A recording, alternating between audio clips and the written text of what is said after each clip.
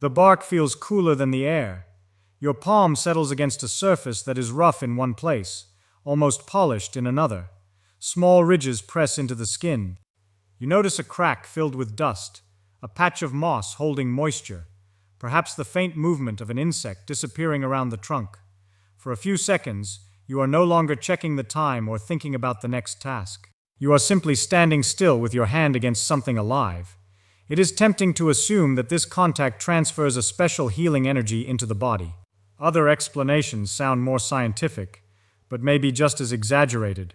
Perhaps the tree releases chemicals through its bark, neutralizes electrical charge, strengthens immunity, or lowers inflammation the moment you touch it. The evidence does not support claims that touching a tree produces a unique electrical or medicinal effect. A tree is not a biological charging station, but that does not make the experience meaningless. Touching a tree can change what your body is doing because it combines several signals that the nervous system interprets together: natural texture, focused attention, reduced movement, outdoor light, environmental sound, and the feeling of being in a place that demands less vigilance. The hand on the bark may be only one part of the experience, but it can serve as an unusually effective anchor for the entire system. That is the initial answer. The deeper question is why such a small physical act can sometimes make breathing feel slower, attention feel steadier, and mental noise feel less urgent. To understand that, we have to look not for something mysterious entering through the hand, but for a change in the way the brain organizes the body. Your skin is not simply a covering. It is a densely instrumented boundary between the nervous system and the world. When your palm contacts bark, pressure bends and stretches the skin. Specialized sensory receptors convert those mechanical changes into electrical signals. Some respond to steady pressure. Others respond most strongly when the hand first makes contact, when it moves, or when it encounters a change in texture. Those signals travel through peripheral nerves, enter the spinal cord, and ascend toward areas of the brain that construct the experience of touch. But the brain does not receive a photograph of the bark. It receives patterns: pressure here, an edge there, vibration during movement, temperature across the palm. From those patterns it creates a coherent object: rough, solid, cool, stable.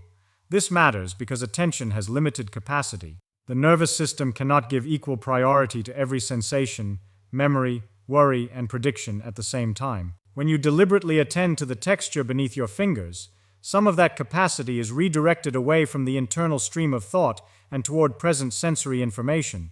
The tree does not pull stress out of you. Your brain reallocates attention. That distinction may sound less romantic, but biologically it is more interesting. A worry is usually built from events that are absent. Something that happened yesterday, something that may happen tomorrow, or something that is happening elsewhere. Touch is immediate. The nervous system has to process what is pressing against the skin now. This does not erase the worry. It changes the competition for attention. The effect becomes easier to understand when you picture the body's threat regulation system not as a simple switch, but as a set of overlapping controls. The sympathetic branch of the autonomic nervous system helps mobilize the body. Heart activity can increase. Blood vessels change their tone. Attention narrows toward possible problems. Energy becomes more available for action. The parasympathetic branch supports processes associated with restoration, digestion, and energy conservation.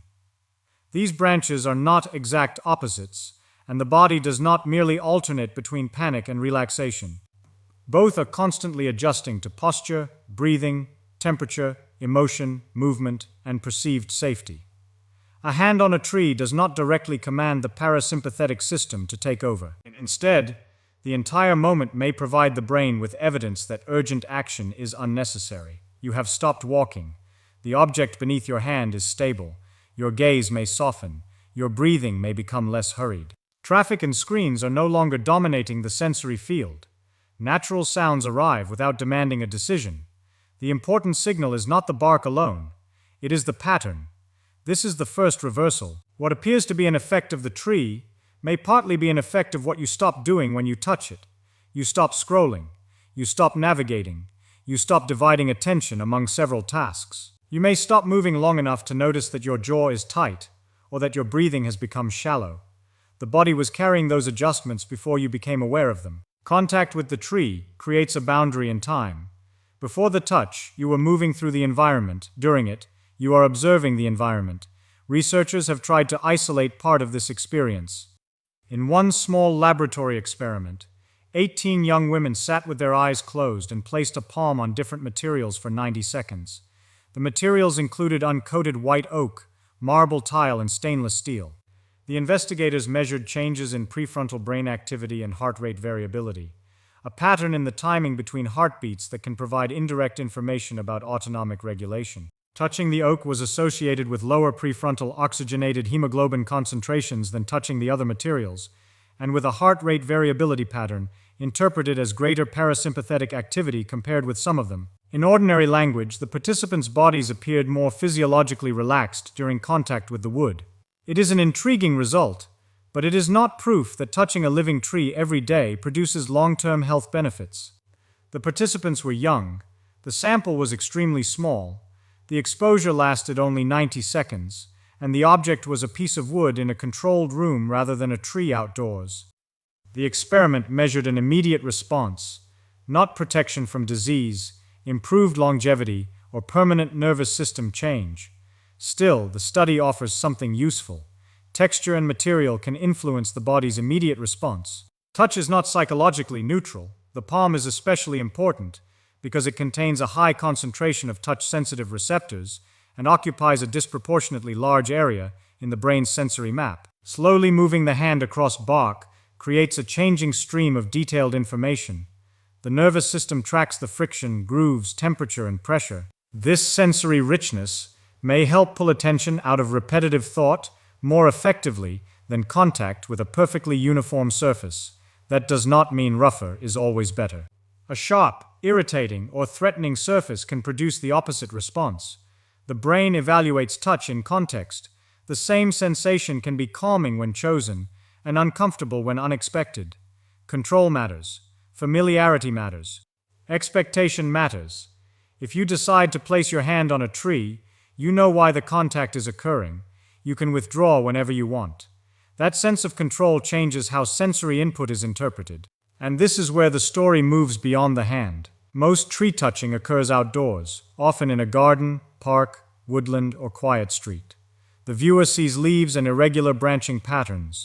The eyes repeatedly shift focus across different distances. Wind creates low-intensity motion. Sounds arrive from multiple directions, but are often softer and less abrupt than mechanical noise. The air may feel cooler near vegetation. Walking to the tree adds physical movement. Daylight reaches the eyes. Each of these factors can affect the body independently of touch.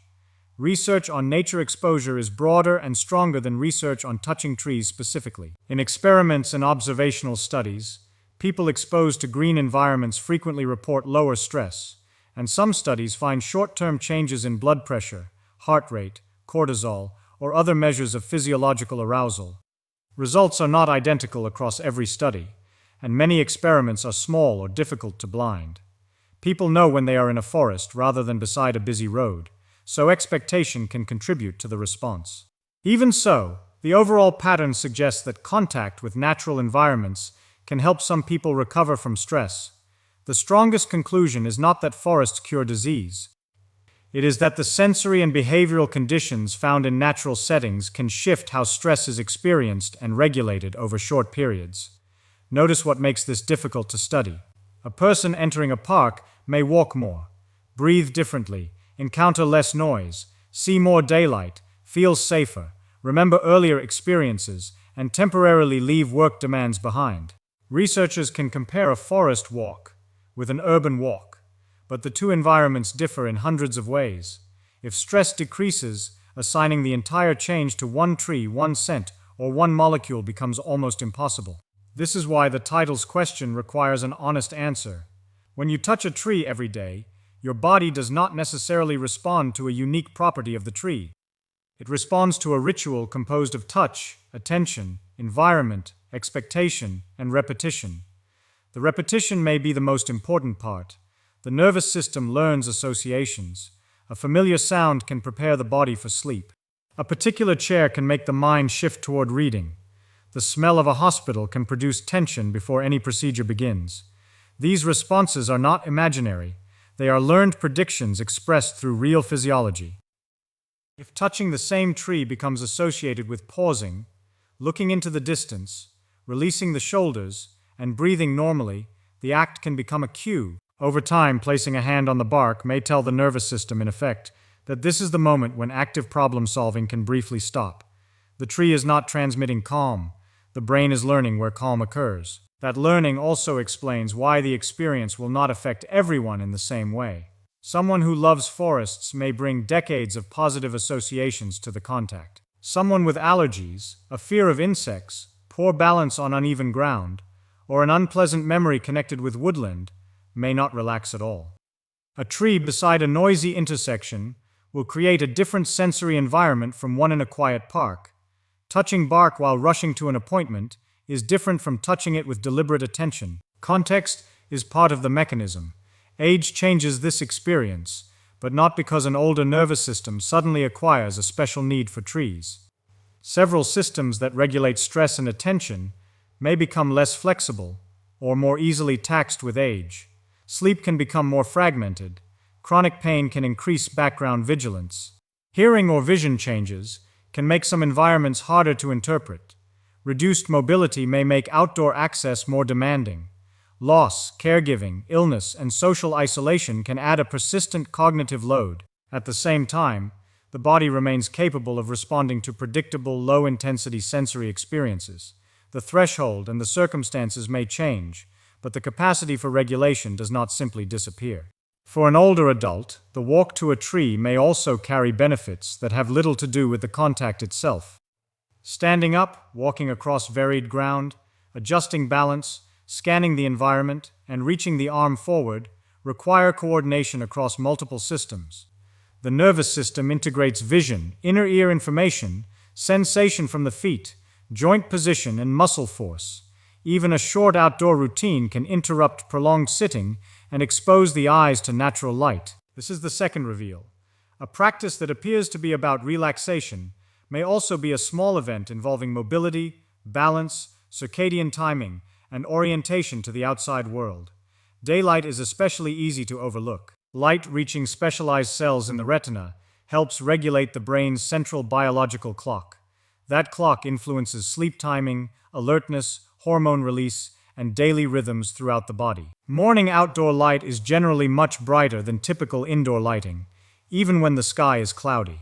If a daily tree-touching habit brings someone outdoors near the beginning of the day, part of any improvement in daytime alertness or nighttime sleep may come from light exposure rather than physical contact. The walk matters. The light matters. The pause matters. Touch may make the entire practice memorable enough to repeat. There is also a subtler physical effect. When you stop beside a tree and rest one hand against it, posture often changes. The arm receives external support. The body may become more aware of how weight is distributed through the feet. The eyes may stop making rapid near-focus shifts. If the touch is gentle and the position comfortable, muscle activity associated with hurried movement can decrease. Breathing may change without conscious instruction. A longer, quieter exhalation can influence heart rhythm through connections involving the vagus nerve, one of the major communication pathways between the brain and internal organs. Heart rate naturally tends to rise slightly during inhalation and fall during exhalation. This variation is part of normal autonomic regulation, but it would be inaccurate to claim that the bark itself stimulates the vagus nerve in a special way. The more defensible explanation is that slowing down, feeling supported, and attending to a neutral sensation can change breathing and arousal, which then affects autonomic patterns. This is a useful distinction because health claims often take a real mechanism and attach it to the wrong cause. The vagus nerve is real. Heart rate variability is real. Parasympathetic regulation is real. None of that proves that touching a tree directly activates a hidden healing pathway. The mechanism exists. The dramatic interpretation does not necessarily follow. Similar caution is needed with claims about chemicals released by trees. Plants emit volatile organic compounds, including substances commonly described as phytoncides. Researchers have investigated whether spending time in forest environments influences immune markers, mood, stress hormones, and natural killer cell activity. Some small studies report changes, but forest exposure includes inhalation, walking, light, temperature, expectation, and time away from urban stressors. The contribution of any one airborne compound to meaningful long-term human health outcomes remains uncertain. Touching bark is not required to breathe forest air, and brief contact with a single tree cannot be assumed to deliver a medically significant chemical dose through the skin. Grounding claims require the same restraint. Direct contact with the earth can change electrical potential at the surface of the body. That physical phenomenon does not establish that touching a tree reduces inflammation, improves sleep, or treats disease through the transfer of electrons. Clinical claims require controlled human evidence, demonstrating a meaningful outcome, not merely a plausible-sounding electrical explanation. If your body feels different after touching a tree, you do not need an unproven electrical story to validate the experience. Attention, sensory processing, breathing, learned association, and environmental exposure are already capable of producing real changes. Expectation can contribute as well, and expectation should not be confused with deception. The brain is a prediction system. If an action has repeatedly been followed by relief, the body may begin preparing for that relief earlier. This can influence perception, muscle tension, and autonomic activity. The response is still occurring in the body even when belief is part of the pathway. But expectation also creates a trap. If every pleasant change is credited to the tree itself, other components of the ritual disappear from view. You may miss the fact that the benefit came from leaving the house, moving gently, standing in daylight, or giving undivided attention to one sensation. Once those components are visible, the practice becomes more useful because it becomes adaptable. The tree does not need to be hugged. There is no evidence-based number of seconds, ideal species, correct hand, or required frequency. A slow touch with the fingertips may feel more engaging than pressing the whole palm. Someone who prefers not to touch bark can rest a hand on an unfinished wooden surface, tend a plant, sit where trees are visible, or simply take a quiet walk in a green space. More contact is not automatically better. The aim is not to force relaxation or turn a simple pause into another performance target. A daily ritual can become counterproductive if you begin monitoring every heartbeat and demanding an immediate result. Autonomic regulation fluctuates. Some days the same environment will feel calming.